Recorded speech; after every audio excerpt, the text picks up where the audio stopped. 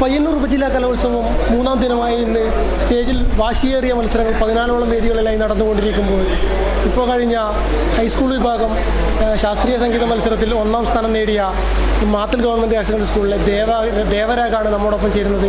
ദേവരാഗിൻ്റെ കൂടുതൽ വിശേഷങ്ങൾ നമുക്ക് ചോദിച്ചറിയാം.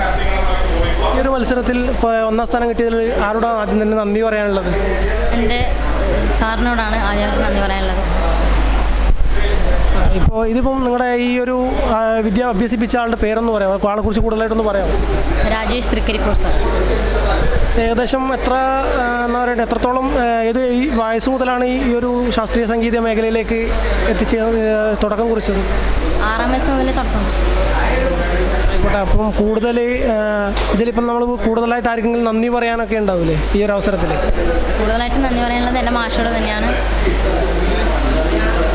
അപ്പോൾ ഇനി ഇതിലും കൂടുതൽ മികച്ച ഒരു വിജയം നേടാൻ സാധിക്കട്ടെ എന്ന് പറഞ്ഞുകൊണ്ട് ജില്ലാ തലത്തിലും അതുപോലെ തന്നെ സംസ്ഥാന തലത്തിലും ഇതിലും മികച്ചൊരു പെർഫോമൻസ് കാഴ്ചവെക്കാൻ സാധിക്കട്ടെ എന്ന് പറഞ്ഞുകൊണ്ട് നമുക്ക് ലൈവിലേക്ക് പോകാം. വേദി ഒന്നും നടക്കില്ല.